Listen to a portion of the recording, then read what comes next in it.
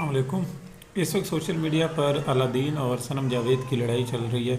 جن کا دونوں کا تعلق پی ٹی آئی سے ہے، اور اب پی ٹی آئی کی جتنی بھی سوشل میڈیا وہ تقریباً دو حصوں میں ڈیوائیڈ ہو گئی ہے۔ ایک طرف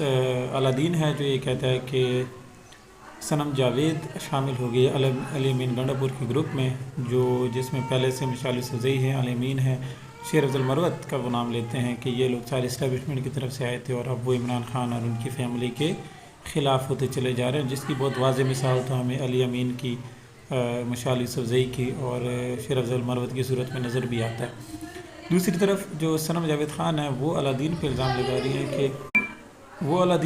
لگا رہی ہیں کہ یہ ڈالر کمانے کے لیے کبھی ایک کو غدار کہتا ہے، کبھی دوسرے کو غدار کہتا ہے، اور یہ عاصم منیر کا نام نہیں لیتا اور علی امین گنڈا پور کا نام لیتا ہے۔ میرا سوال یہ ہے کہ چاہے ہم اسٹیبلشمنٹ کا نام لیں یا نہ لیں، 5 سوال ہیں جن کے جواب علی امین کو دینے چاہیے،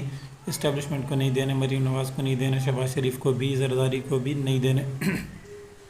5 سوالوں میں سب سے پہلا سوال یہ ہے کہ مشعل یوسفزئی نے کون سا ایسا تیر مارا تھا کہ اس کو سینیٹر بنایا گیا۔ دوسرا، جب عمران خان صاحب نے کہا تھا کہ بجٹ سیشن سے پہلے اجلاس کرنا ہے، میرے ساتھ آ کے میٹنگ کرنی ہے اور اس کے بعد بجٹ منظور کرنا ہے، تو ان کے پاس ڈسکشن کیے بغیر کیوں منظور کرایا گیا۔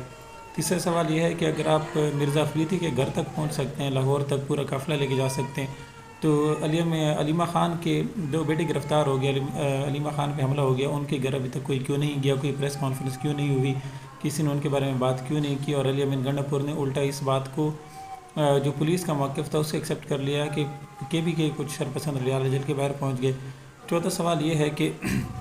عمران خان صاحب سے ملنے ابھی تک علی امین گنڈا پور کیوں نہیں گئے، جبکہ وہ 4 دفعہ ان کو بلا چکے ہیں۔ اور آخری سوال یہ ہے کہ عمران خان صاحب نے کہا تھا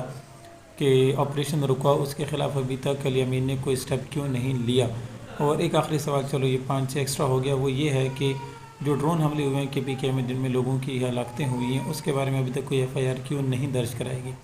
یہ سوال علی امین سے بنتے ہیں، سلمان اکرم راجہ، گوہر سے، ایوب سے، سب سے بنتے ہیں۔ اس کی وجہ یہ نہیں ہے کہ ہم اسٹیبلشمنٹ کے لوگ ہیں یا ہم پی ٹی آئی کی سپورٹر نہیں ہیں، اس کی وجہ یہ ہے کہ ان لوگوں کے پاس عہدے ہیں، اور ان کو عہدے عوام کے ووٹ سے اور عمران خان کی وجہ سے ملے ہیں، اس لیے نہیں ملے کہ یہ لوگ اسٹیبلشمنٹ کے پٹھو بن جائیں گے، اس لیے ملے تھے کہ یہ لوگ عمران خان کے لیے کام کریں گے۔ Thank you very much.